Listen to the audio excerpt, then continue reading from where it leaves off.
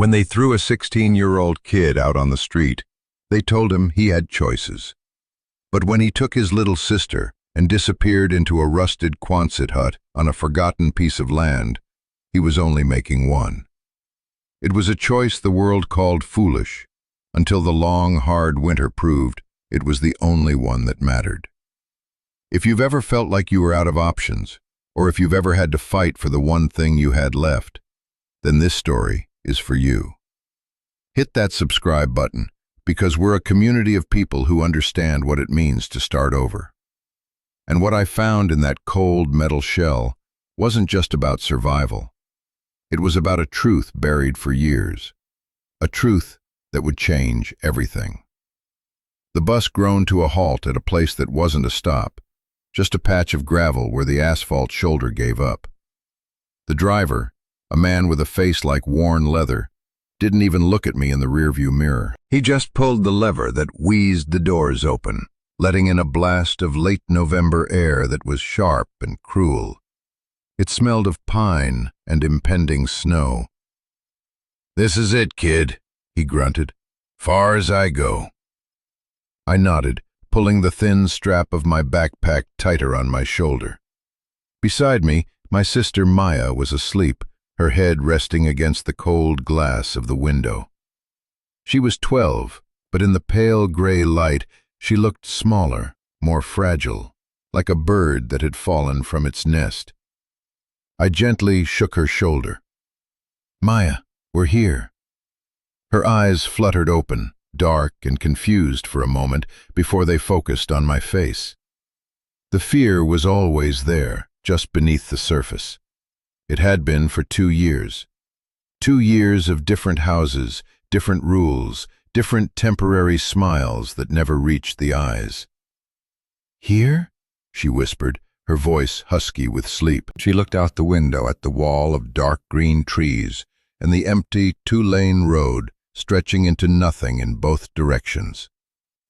"There's no town." I gave her a smile I didn't feel. "There's not supposed to be." I guided her toward the front of the bus, my hand on the back of her small coat. We were the only ones left. The bus had been emptying out for the last hour, shedding passengers at small towns with names like Pine Creek and Echo Ridge. We were going somewhere with no name at all.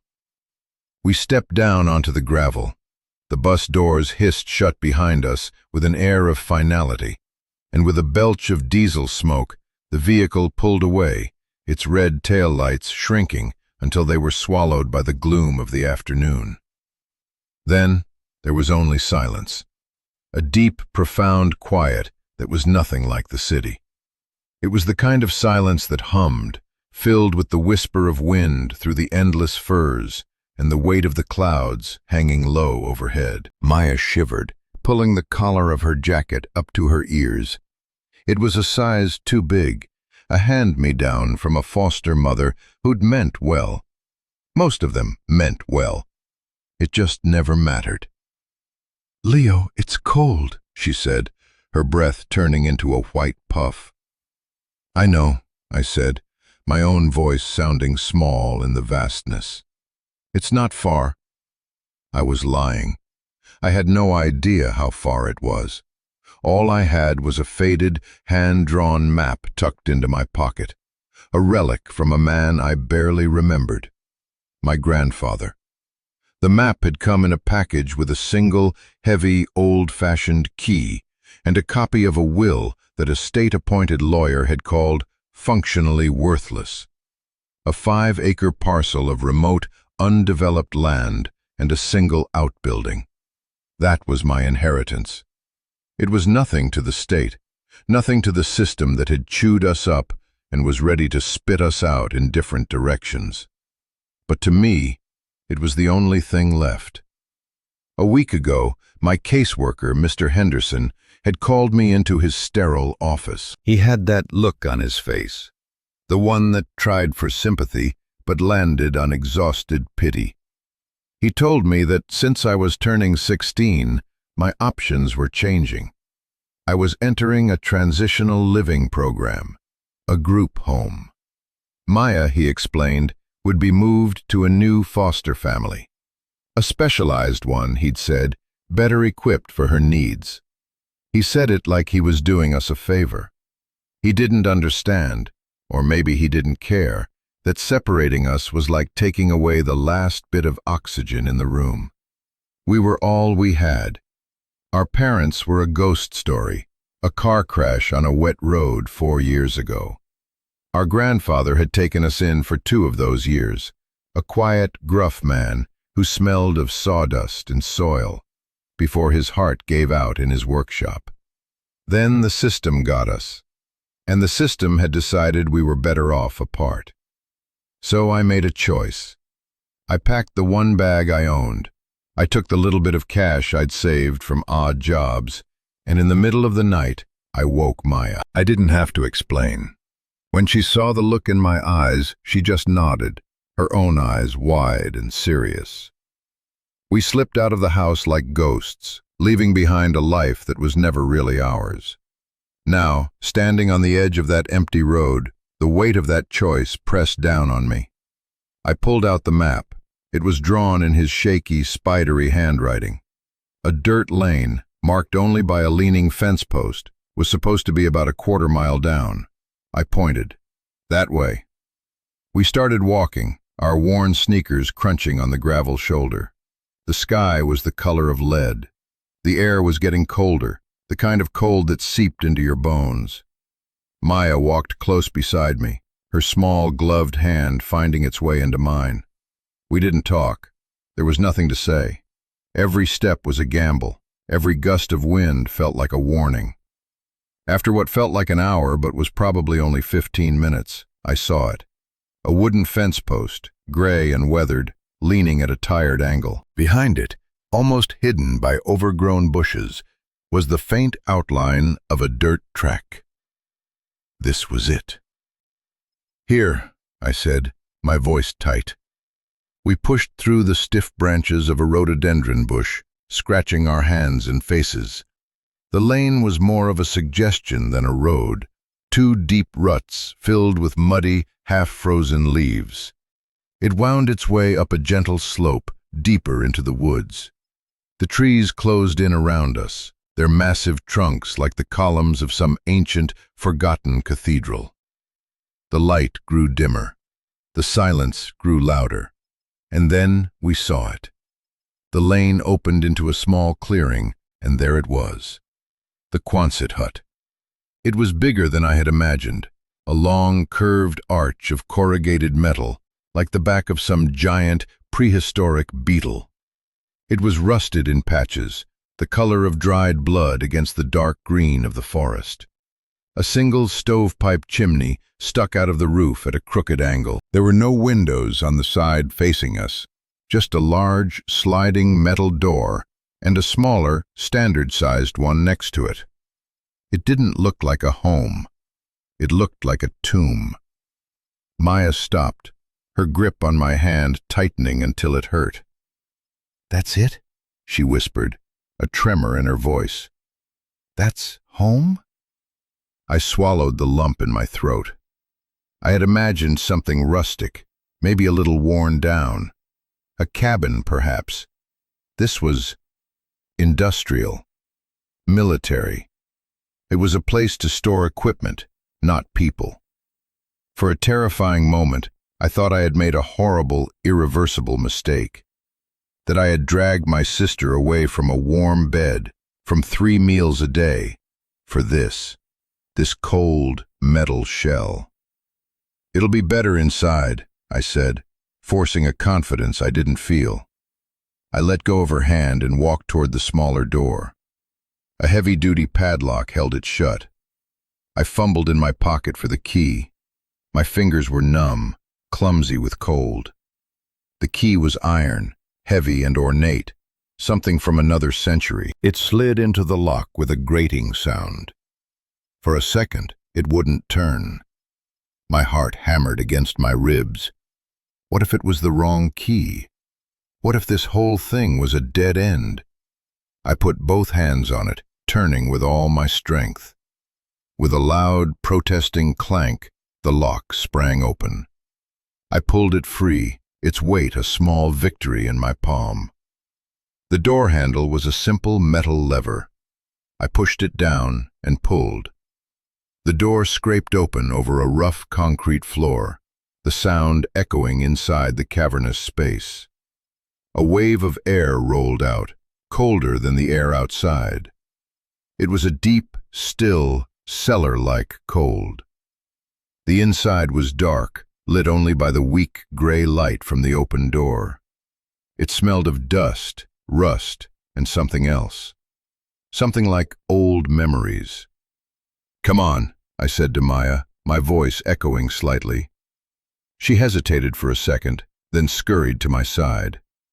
I stepped across the threshold, and she followed, staying so close she was practically touching me. We stood there in the doorway, two small figures dwarfed by the immense curving space.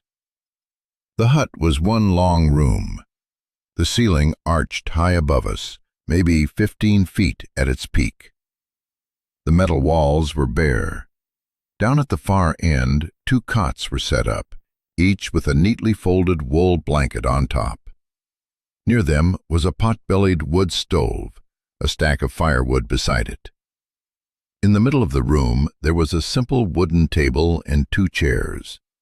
And on that table, sitting perfectly in the center, was a single, heavy, dark green steel box. It looked like an old military footlocker. It was closed with 2 heavy latches, and in the middle was a thick, formidable-looking lock. It seemed to pulse in the dim light, a silent challenge, a question mark in the center of our new, terrifying world. Maya looked from the box to my face. "What's that?" "I don't know," I said, and for the first time in a long time, I was telling the absolute truth. I didn't know anything. I only knew that we were here, and there was no going back. The cold was starting to feel dangerous now. It wasn't just uncomfortable. It was a physical presence, a thing that wanted to leech the life out of us. My first priority was fire. I walked over to the wood stove, my footsteps loud in the silence. The firewood was bone dry, stacked with a precision that spoke of my grandfather. There was a small pile of kindling and a box of long wooden matches sitting on top of the stove. He had prepared this. The thought sent a small, fragile flicker of warmth through me. Maybe he hadn't been just a gruff old man. Maybe he had seen this coming. I crumpled up the map, we didn't need it anymore, and stuffed it into the stove. I added the kindling and a few small logs. My hands were shaking, partly from cold, partly from nerves. I struck a match. The flare of it was brilliant in the gloom. It caught the paper, and a small, hungry flame began to grow. I closed the stove door, leaving the flue open just a crack. Within minutes, we could hear the crackle and pop of the fire. It was the most beautiful sound I had ever heard.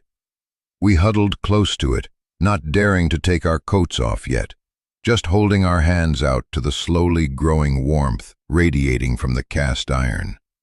The stove was a black sun in our frozen universe. As the warmth began to seep into our bones, chasing away the numbness, I looked around the hut again. My eyes were adjusting to the dimness. Along one wall were shelves, and on them a small, pathetic-looking collection of canned goods. Beans, mostly, some tinned peaches, a few cans of soup, maybe enough for a week if we were careful. Below the shelves were large plastic jugs of water, 10 of them. It was something. It wasn't enough. My brief moment of hope faltered. This wasn't a sanctuary. This was a stopgap, a temporary shelter with a rapidly approaching expiration date. What was I thinking? That we could just live here? Hunt? Forage? I was a city kid. I knew how to navigate a bus schedule, not a forest. I knew how to get by on the streets, not in the wilderness. The weight of my recklessness crashed down on me. I had saved Maya from being separated from me. but I might have just led her to a much worse fate. Starving or freezing to death in a metal tube in the middle of nowhere. I sank down onto one of the wooden chairs, my head in my hands. The fire crackled, oblivious to my despair. Maya came over and put a hand on my shoulder. She didn't say anything. She just stood there, a small, warm presence in the vast, cold emptiness. After a moment, I looked up. Her eyes were fixed on the steel box on the table. "Maybe the key is in there," she said softly. Her voice was so full of unshakable faith. The key. Not a key to a lock, but the key to our survival. The answer. She believed I had a plan. She believed our grandfather had a plan. And in that moment, her belief was the only thing holding me together. I had to believe it too. "Yeah," I said, my voice hoarse. "Yeah, maybe it is." The box was the only thing in the room that wasn't Spartan or purely functional. It was deliberate. It was a statement. It was either a cruel joke, or it was the beginning of the real story. I had to find a way to open it. I spent the next hours searching the hut. It wasn't a large space to search. I looked under the cots, behind the woodpile, on top of the shelves. Nothing. I ran my hands along the curved metal walls, feeling for any hidden compartment, any loose panel. The metal was cold and solid. The frustration was building, a hot knot in my stomach. Every dead end felt like a personal failure. Maya tried to help, her small hands patting down the thin mattresses on the cots, her eyes scanning the concrete floor. "It has to be here, Leo," she kept saying, as if repeating it would make it true. Finally, I was left with only the most absurd, cliched place to look. On a small shelf above the cots was a handful of books. They were old paperbacks, their covers faded, their spines cracked. A few westerns, a collection of poetry, and a thick, leather-bound volume with no title on the spine. It looked like a Bible, but it wasn't. I picked it up. It was heavy. I opened it, and the middle of it was hollowed out. A perfect, rectangular cavity had been carved into the pages. And nestled inside, resting on a bed of cut-out words, was a small, brass key. It was intricate, almost delicate, completely different from the iron key that had opened the front door. I stared at it for a long second. It was so theatrical, so grandfather. A dry, humorless laugh escaped my lips. He had always loved puzzles and riddles, things that had a hidden meaning. It used to drive my mother crazy. Now, it was a lifeline. I held it up for Maya to see. A real, genuine smile broke across her face, the first I'd seen in days. It was like the sun coming out. "You found it," she exclaimed. I walked back to the table, the small key feeling impossibly heavy in my hand. The lock on the steel box was just as ornate as the key. I slid the key in. It was a perfect fit. I took a deep breath, said a silent prayer to a God I wasn't sure I believed in, and turned the key. There was a soft, satisfying click. I undid the two heavy latches on the sides. They sprang open with a snap. I looked at Maya. She nodded, her eyes wide with anticipation. I lifted the lid. The inside was lined with felt, like a gun case. There was no treasure, no gold, no pile of cash. There were only two things. The first was a thick manila envelope, sealed with wax. My name was written on the front in my grandfather's familiar spidery script, Leo. The second was a stack of money. Not a huge amount, but more than I had ever held in my life. It was a thick bundle of $100 bills, held together with a simple rubber band. I picked it up. I quickly counted it. $5,000. It was enough. It was enough for food, for supplies, for a real chance. A wave of relief so powerful it almost made me dizzy washed over me. We weren't going to starve. We weren't going to freeze. Not yet. I set the money aside and picked up the envelope. My hands were trembling slightly as I broke the wax seal and unfolded the papers inside. It was a letter, several pages long, handwritten. I moved one of the chairs closer to the stove, into the growing circle of warmth and light, and began to read. "My dear Leo," it began, "if you are reading this, then the world has failed you as I feared it might. It has likely failed your sister too. I am sorry for that. I am sorry I wasn't there to stop it. An old man's heart is a fickle engine." I had to stop and take a breath. His voice was so clear in my head, the gruff but gentle cadence of it. I could almost smell the sawdust. "You are in the Ark," the letter continued. "That's what I called this place. It looks like a piece of junk, I know. That is deliberate. The world has a habit of overlooking things it deems worthless. Sometimes that's the best camouflage. I built this place not as a home, but as a waiting room. A place to be safe until the time is right." Safe from what, I wondered? The system? Or something else? "You are probably cold and scared, and wondering what kind of crazy old man would leave his grandchildren a metal can in the middle of nowhere. Have patience with me, son. I have my reasons. Those reasons are buried, and you will have to dig for them. This is a test, Leo. Life is a series of them. The first one is to see if you have the grit to stay. The system will tell you to run. The comfort of a warm bed in a stranger's house will call to you. They will tell you it's for your own good. They will try to separate you from Maya. Do not let them. You two are the only family that matters. You are a unit. You must protect that." The words hit me like a physical blow. He knew. He had seen the whole thing coming. "The money you found is for supplies. There is a town 10 miles east of here. It's not much, but there's a general store. Be smart. Don't draw attention. You are just a kid camping with his family. That's your story. Stick to it. The most important thing is that no one from the county knows you are here. If they find you, they will take Maya. Do you understand? They will take her." I looked over at Maya. She had fallen asleep on one of the cots, curled up under the wool blanket, her face peaceful in the flickering firelight.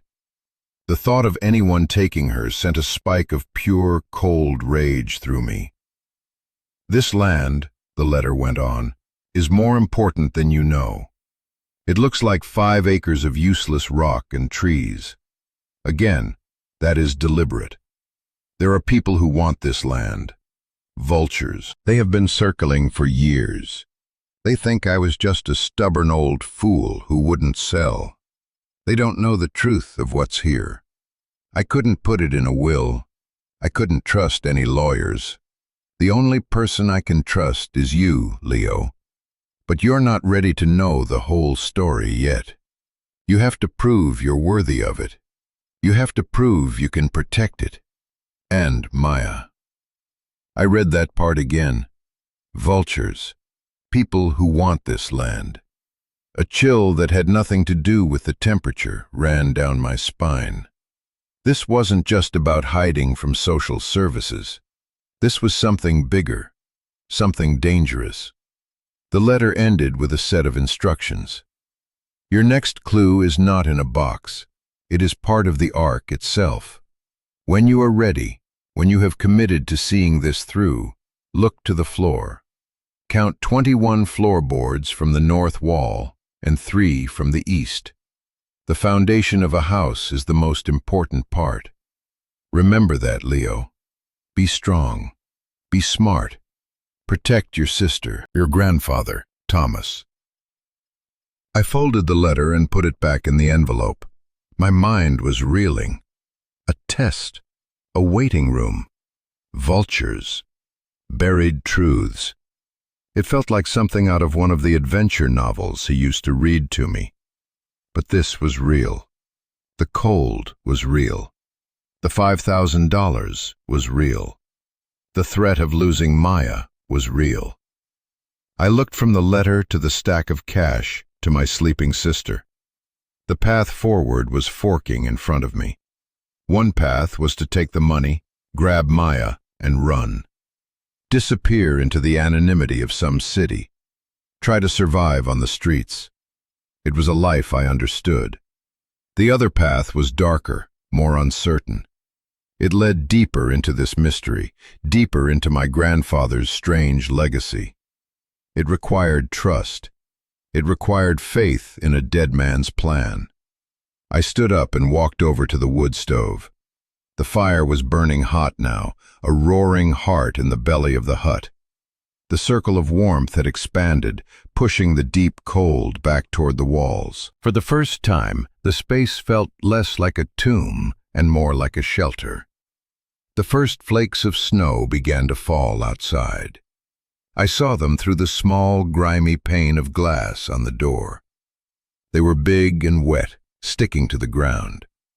The forecast had called for a major storm system moving in. The real winter was about to begin. The choice had to be made, and it had to be made now. My grandfather's words echoed in my head. They will try to separate you from Maya. Do not let them. He was right. That was the one thing I couldn't allow. This place, this cold, strange metal ark, was the only place in the world where I could keep her safe with me. It was a crazy, desperate gamble, but it was the only one I had. I walked over to the spot my grandfather had described in the letter. I counted the concrete seams in the floor. 21 from the north wall, 3 from the east. It was just a patch of empty concrete, identical to the rest of the floor. There was no handle, no outline of a trapdoor. Nothing. Was this the test? A test of faith? Or had I misunderstood? I got down on my hands and knees, my breath fogging in the cold air that still clung to the floor. I ran my fingers over the rough surface, and then I felt it. A tiny, almost imperceptible difference in texture. A faint line filled with dust. The outline of a square about 2 feet by 2 feet. My heart started to beat faster. It was real. This was all real. I needed something to pry it up. I found a tire iron in a small toolbox near the door. I wedged the tip into the faint crack and leaned on it with all my weight. For a moment, nothing happened. The iron scraped against the concrete. Then, with a low groan, the slab lifted a fraction of an inch. I worked the iron around the edges, breaking the seal of dust and time. Finally, I was able to get my fingers underneath it. It was heavy, a solid slab of concrete. I lifted it up and set it aside. Beneath it was a dark, square hole, a compartment lined with galvanized steel. And inside was survival. There were 2 brand new high-tech winter coats, the kind you see on Arctic explorers. There were insulated boots, snow pants, thermal underwear, wool hats and gloves. Packed neatly beside the clothes were more supplies. Bags of rice and beans, powdered milk, coffee, sugar, salt. And on top of it all, another manila envelope. This one just had my name on it, no wax seal. I reached in and pulled it out. My hands were shaking again. I opened it. Another letter. This one was shorter, more urgent. Leo, if you found this, you've committed. Good. There's no turning back now. The winter will be your shield. It will hide you. It will keep the vultures away. They are city people. They don't like the cold. Use this time to get strong, to learn the land. But your real weapon isn't the cold, it's the truth. The letter went on to give me a name and a phone number, a lawyer in town. Mr. Abernathy. Trust this man, my grandfather wrote. He was my only friend. He knows everything. But do not go to him yet, not until the worst of the winter is over, not until you are absolutely sure no one has followed you. The timing is critical. When you see him, give him the other item in this compartment. He will know what to do. I reached back into the hole. Beneath where the clothes had been was a heavy, sealed PVC tube, the kind used for plumbing. It was capped at both ends. I pulled it out. It was heavy. It wasn't just papers inside. As I stood there, holding the tube, a pair of headlights cut through the trees, sweeping across the clearing. My blood ran cold. I dropped to the floor, pulling Maya from the cot with me, my hand clamped over her mouth. "Shh," I whispered, my heart pounding in my throat. We lay on the freezing concrete behind the wood stove, hidden in the shadows. The vehicle was on the main road, but it had slowed, its engine a low rumble in the quiet air. It stopped. For a full minute, there was just the sound of the engine and the drumming of my own pulse in my ears. Were they looking for us? Was it the police? Social services? Or was it them? The vultures? Then the engine revved and the truck pulled away. The headlights disappeared. The silence returned, deeper and more menacing than before. I let out a breath I didn't realize I was holding. Maya was trembling in my arms. "Who was that?" she whispered. "I don't know," I said. But I did. It was a warning. My grandfather was right. We were being watched. That single moment solidified everything. There was no more doubt, no more hesitation. This wasn't a game. This was a war. And we were on the front lines. I had a letter from social services in my pocket, the one with Mr. Henderson's number, the one he told me to call if I was in trouble. He called it a safety net. I stood up, walked to the stove, and opened the small iron door. The flames inside leaped and danced. I took the letter out of my pocket, crumpled it into a ball, and tossed it into the fire. It blackened, curled, and then burst into bright orange flame. It was ash in seconds. I had made my choice. We were staying. We were fighting. Whatever this mystery was, we were going to see it through to the end. The Quonset hut was no longer a shelter. It was our fortress. And the winter wasn't our enemy. It was our ally. The days that followed bled into one another, marked only by the rising and setting of a sun we rarely saw. The snow came down relentlessly, a thick, white curtain that cut us off from the rest of the world. The clearing became an island in a sea of white. The Quonset hut, our ark, was now half buried, the snow drifting high up its curved sides. The cold was a living thing. It was a pressure against the metal walls, a constant presence that seeped in through any crack or seam. The wood stove became the center of our universe. Our lives revolved around feeding it, tending to it, respecting it. It was our shield against the crushing, deadly cold. We developed a routine, a rhythm of survival. In the mornings, I would bundle up in the incredible gear my grandfather had left us. The coat was like wearing a force field. The cold couldn't touch me. I would spend hours digging us out, clearing a path to the woodpile, and chopping more fuel for the stove. It was hard, brutal work. My muscles ached. My hands, even in the thick gloves, grew numb. But every swing of the axe felt like a victory. It was a blow against the fear, against the helplessness. While I was outside, Maya would manage the inside. She kept the hut organized, what little there was to organize. She measured out our rations, her face serious and concentrated. We ate beans and rice and beans. On special days, we'd open a can of peaches and share it, savoring every sweet, syrupy bite. It was a grim existence, but we were together. That was all that mattered. In the long, dark afternoons, I would teach her the things I knew: math, history, the little I remembered from school. We would read the old paperbacks my grandfather had left, our voices soft in the warm circle of light from our single kerosene lamp. We were a family, a strange, tiny, isolated family, but a family nonetheless. The $5,000 was our lifeline to the outside world. About once every 2 weeks, when the weather broke for a day or two, I would make the journey to town.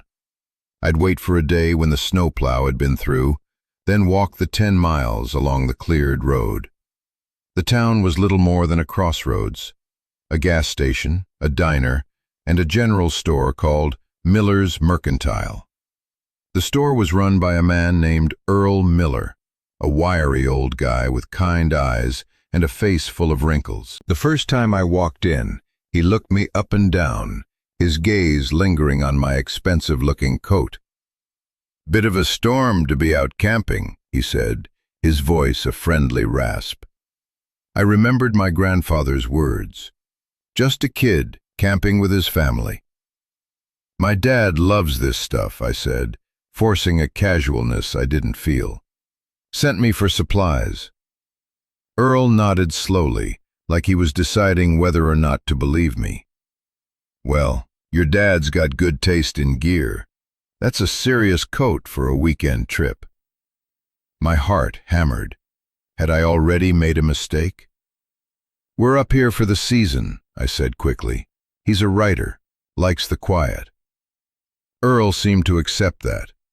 He helped me gather what I needed: more kerosene, matches, flour, yeast, some potatoes and onions.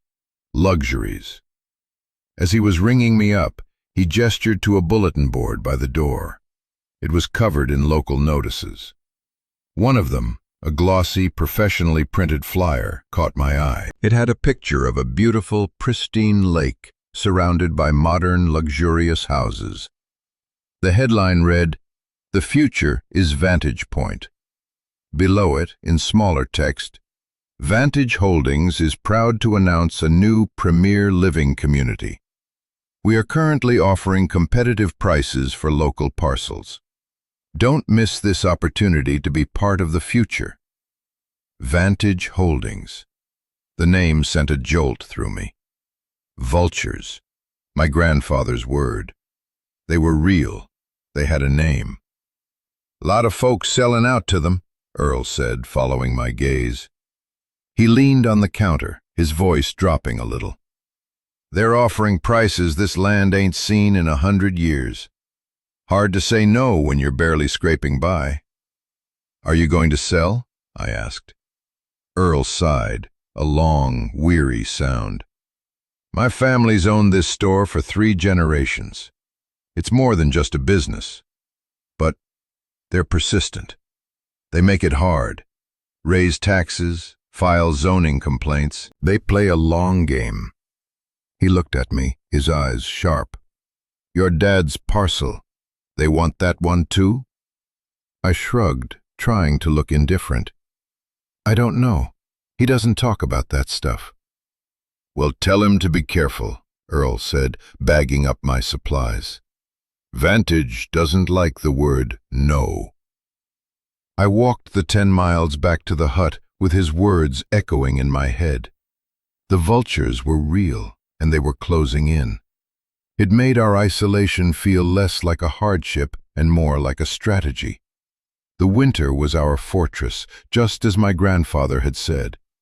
It kept us hidden, it kept us safe. But winter couldn't last forever. One afternoon, a few weeks later, I was outside chopping wood when I heard it. the distant but unmistakable sound of a snowmobile. It was coming from the direction of the main road, and it was getting closer. I dropped the axe and scrambled back inside the hut. "Maya, get down," I hissed. We crouched behind the woodpile, my arm around her, peering through a small gap. The sound grew louder, a high-pitched whine that cut through the quiet of the forest. A single snowmobile appeared at the edge of the clearing. The driver was bundled up in a black and red snowsuit, their helmet hiding their face. They didn't come into the clearing. They just sat there at the entrance to our lane, the engine idling. They were looking at the hut. I could feel their gaze, even from 100 yards away. They were studying it, taking it in. The crooked stovepipe, the drifts of snow, the lack of any tracks other than my own.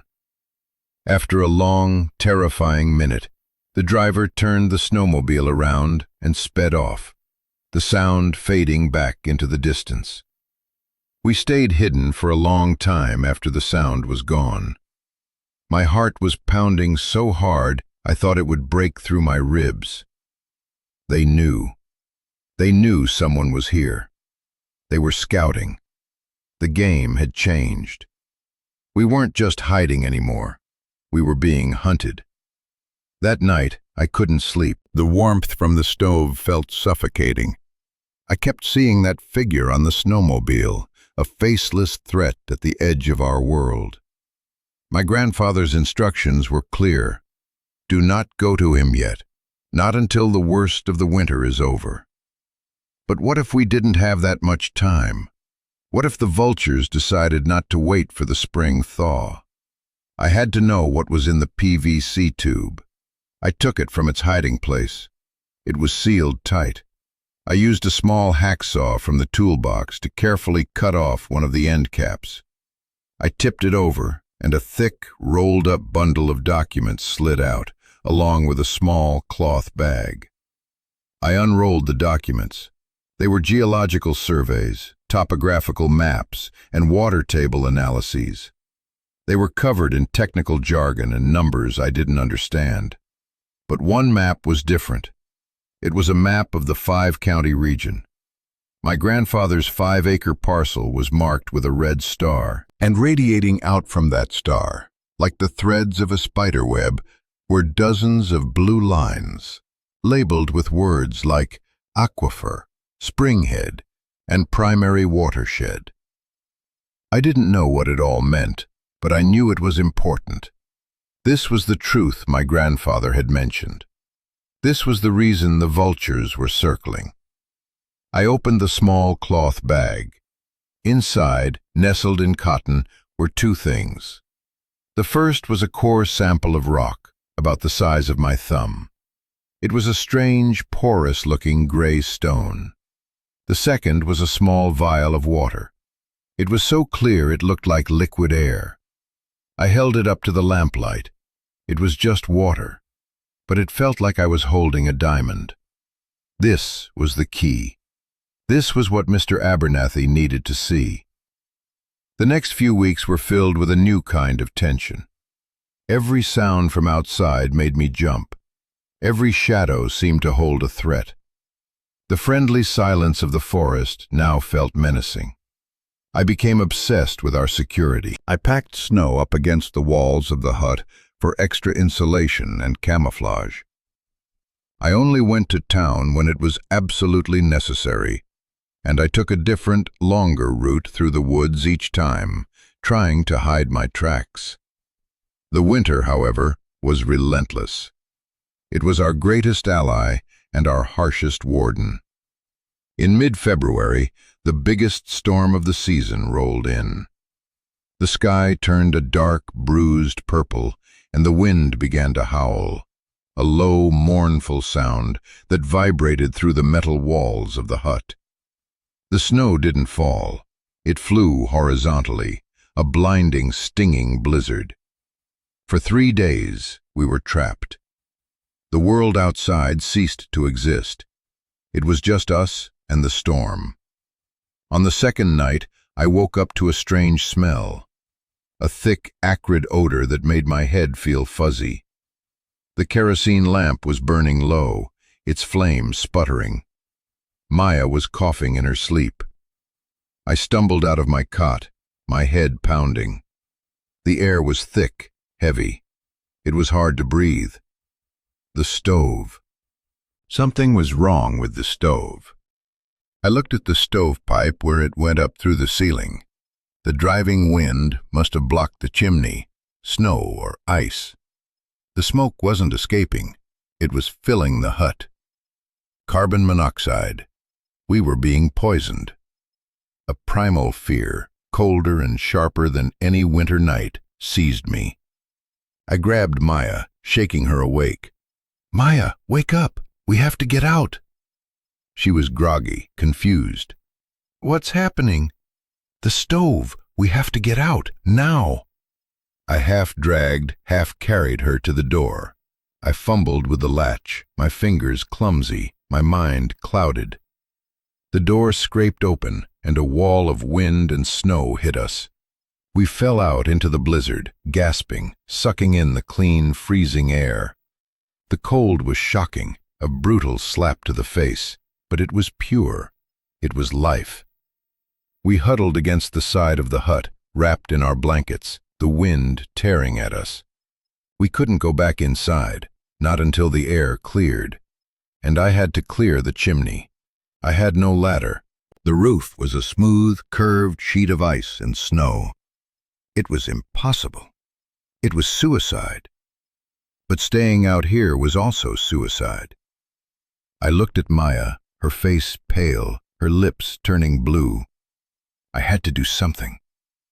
I found the tire iron again. I jammed it into the thick snowdrift piled against the side of the hut, creating a foothold. Then another. I started to climb the drift, the wind trying to tear me off. I got to the edge of the roof. It was slick with ice. I lay flat on my stomach, distributing my weight, and began to inch my way up the curve toward the crooked stovepipe. Every inch was a battle. The wind roared in my ears. The metal was so cold it burned through my gloves. Finally, I reached it. The pipe was capped with a thick dome of ice and snow. I chipped at it with the tire iron, shards of ice flying into my face.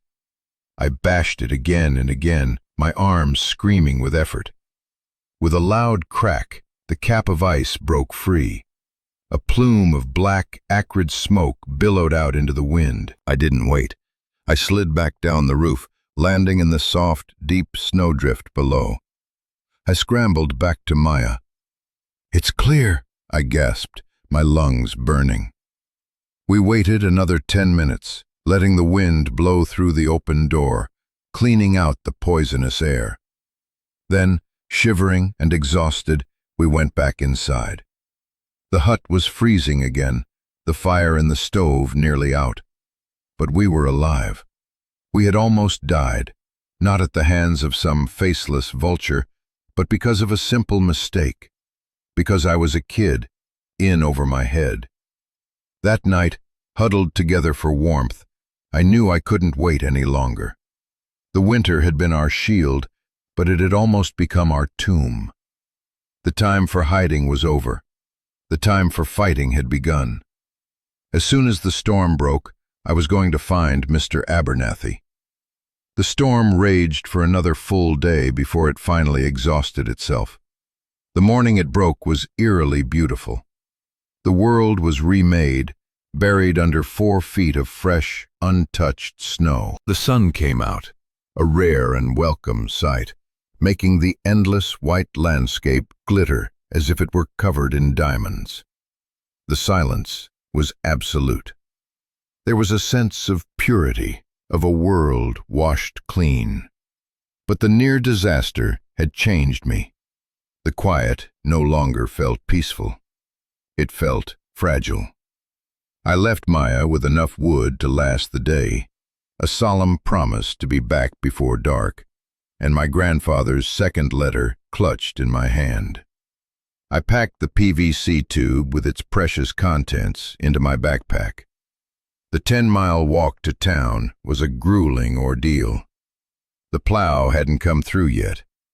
I was wading through waist-deep snow, every step a monumental effort. It took me nearly 4 hours. By the time I reached the outskirts of town, I was soaked with sweat and shivering with exhaustion. The address for Mr. Abernathy's office was on a quiet side street, above a bakery. The sign was small and discreet. Arthur Abernathy, attorney at law.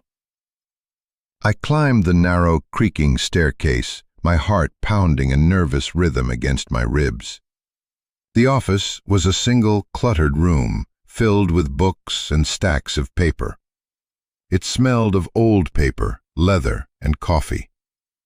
Behind a large oak desk sat a man who looked to be in his late 60s. He had a fringe of white hair, kind, intelligent eyes behind thick glasses, and a calm, reassuring demeanor. He looked up as I entered, his expression neutral. "Can I help you, son?" he asked, his voice gentle. I stood there for a moment, dripping melted snow onto his wooden floor, suddenly feeling very young and very foolish.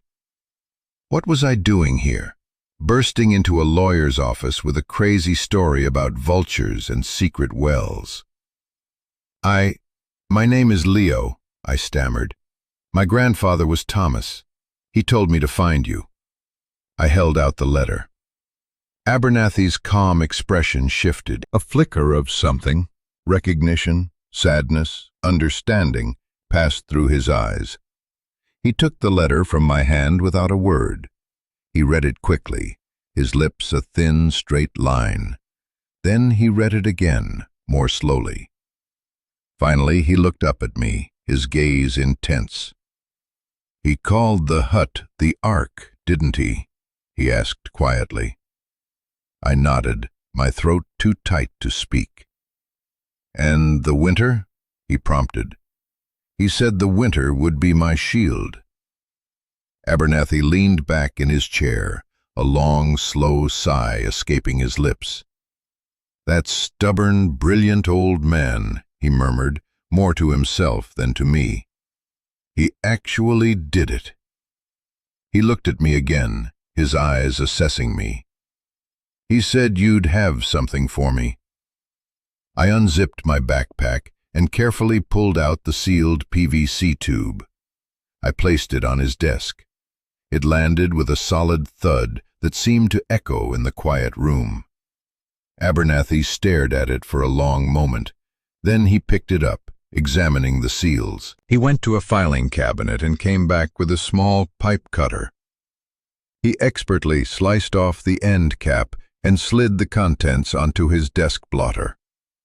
He unrolled the maps and surveys, his eyes scanning them with a practiced speed.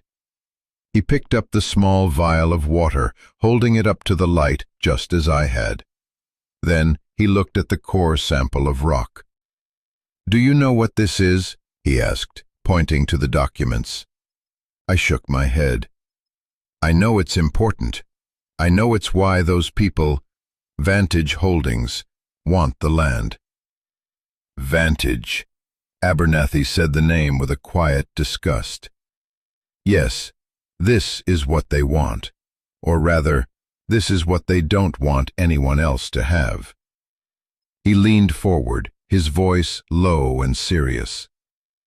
"Your grandfather's land, Leo, sits directly on top of the Oakhaven Aquifer. It's not just any aquifer. The geological surveys he commissioned at great personal expense proved it's one of the largest and purest undeveloped sources of fresh water in the entire state. That little 5-acre parcel of useless rock that he owned? It contains the primary spring head, the source.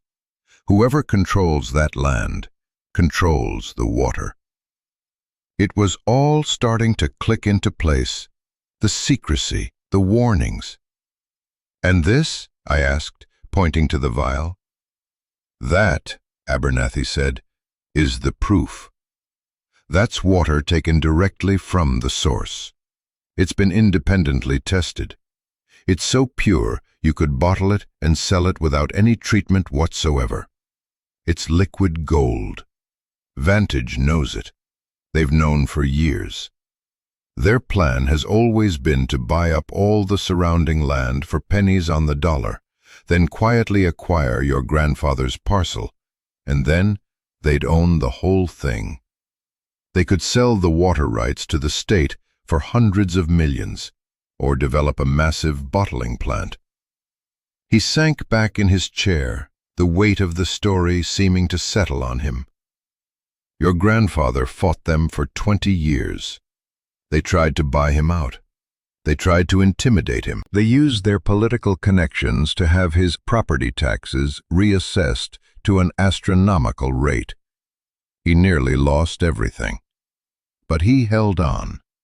He knew if he died, they would just challenge the will, claim the land was undervalued, and snatch it up in probate court. So he came up with this plan. "The will," I whispered. "The one that said the land was worthless?" "Exactly," Abernathy confirmed. "It was a piece of genius. He made his estate look so small, so insignificant, that the state and Vantage wouldn't bother looking too closely. He put everything into a trust, with me as the executor, but the trust's primary asset was listed as a worthless, condemned outbuilding. He knew the system would be looking for money, not a rusted metal hut. He set it up so the trust couldn't be fully activated until his heir turned 18. He was buying you time." My head was spinning. The Quonset hut wasn't a punishment. The winter wasn't an enemy. It was all a strategy, a brilliant, desperate, long-shot strategy. "He was hiding me," I said, the realization dawning on me. "He was hiding me until I was old enough to fight for it myself. Until I was a legal adult." "He was hiding you," Abernathy agreed. "And he was testing you. He needed to know you had the strength, the character, to be the guardian of this legacy. He couldn't just give it to you. He had to know you could protect it.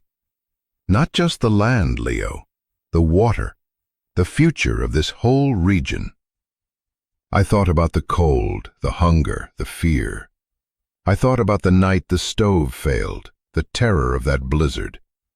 It wasn't random cruelty. It was a crucible. It was designed to forge me into someone who could handle the truth. The winter hadn't just been a shield. It had been a teacher. It had proven my grandfather's insane plan was the only one that could have worked. It proved him right. "So what happens now?" I asked, my voice barely a whisper.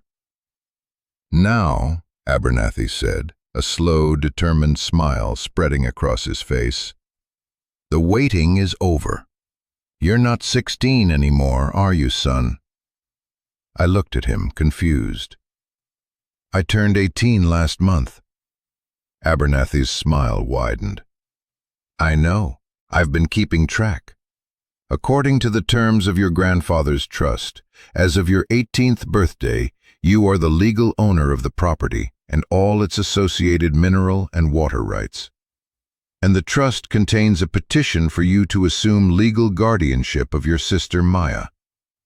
A wave of emotion so powerful it buckled my knees washed over me. Legal guardianship. Maya. We wouldn't be separated. We would be a family, legally, officially, permanently. Tears welled in my eyes, hot and sudden. I tried to speak, but no words came out. Abernathy stood up, came around the desk, and put a firm, steadying hand on my shoulder. "Your grandfather was a good man, Leo. A hard man, but a good one. He sacrificed everything to give you this chance. He built you an ark to ride out the storm. It looks like you made it to dry land." He gestured to the maps and the vial of water on his desk. "And now we show the vultures what you've brought with you. The aftermath was a blur of legal activity. Mr. Abernathy was a quiet, unassuming man, but in his element, he was a force of nature. He filed the geological surveys and the water analysis with the State Water Resource Board. He filed the petition for my guardianship of Maya, and then he sent a letter to Vantage Holdings. It was a simple two-sentence letter informing them that the owner of the Oakhaven parcel was aware of the aquifer and had no intention of selling. Ever. Their response was swift and predictable. A team of expensive-looking lawyers in sharp suits showed up at Abernathy's office. I was there, sitting in a chair in the corner, feeling impossibly small and out of place. They tried everything.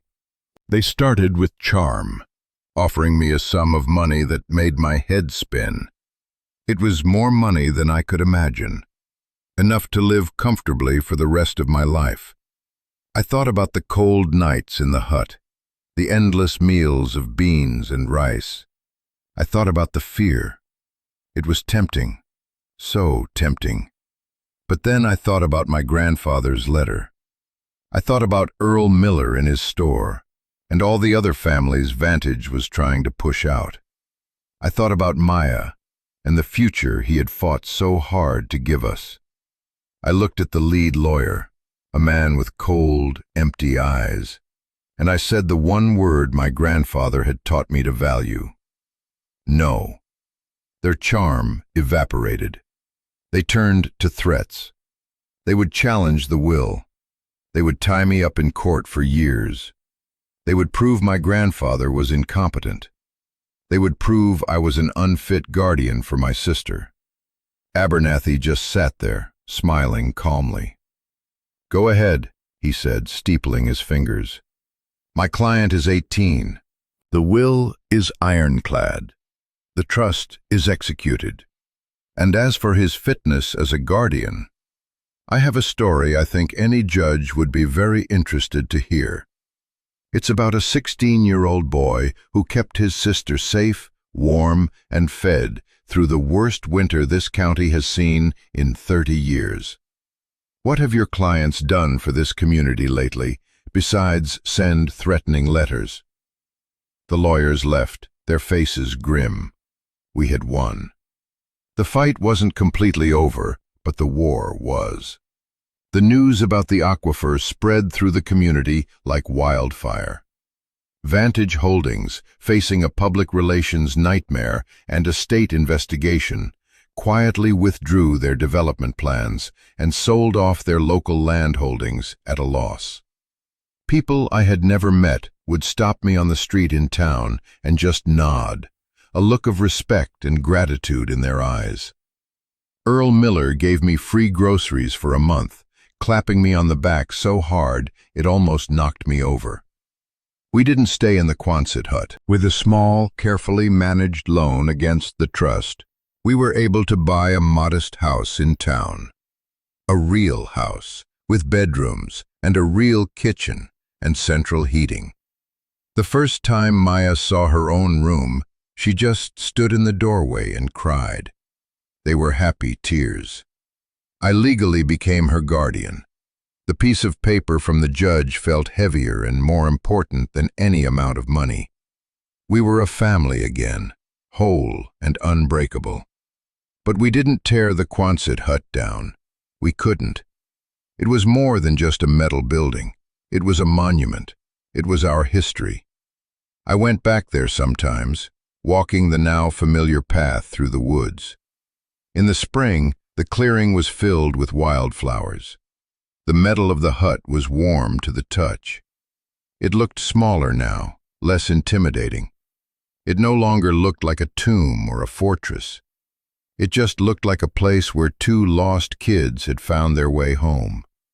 I never sold the water right. Instead, with Abernathy's help, I used the legal leverage my grandfather had given me to establish the Oakhaven Water Trust, a community-managed organization dedicated to protecting the aquifer and ensuring that the water would benefit the entire region, not just one corporation.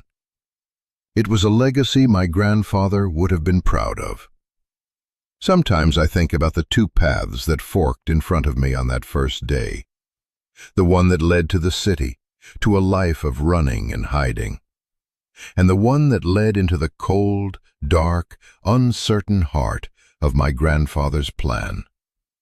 I took the harder path, the colder path, and it led me here, to a home, to a family, to a purpose. The world saw a worthless piece of land and two broken kids. But my grandfather, he saw a priceless resource and the guardians who could protect it. He didn't just leave me an inheritance of land or money. He left me the chance to build something real. He left me a story. And he taught me that sometimes the things that look like endings are really just beginnings in disguise. He taught me that home isn't a place you're given. It's a place you build, even if you have to build it in the middle of a storm. What the world calls worthless might just be your greatest strength. What looks like an obstacle might be the very thing that saves you. My grandfather's legacy wasn't just about water. It was about seeing the value where no one else did. It was about having the courage to trust in a difficult path. If this story means something to you, if it resonates with a fight you've had in your own life, I'd be honored if you'd subscribe to the channel. We're building a community here based on these kinds of stories, the real, the hard, the hopeful, and I want you to be a part of it. Down in the comments, I want you to share something. Tell me about a time you found value in something or someone that the world had written off. It doesn't have to be a big story. It just has to be yours. I read every single comment because I believe every story matters. Thank you for listening. You're not alone in this.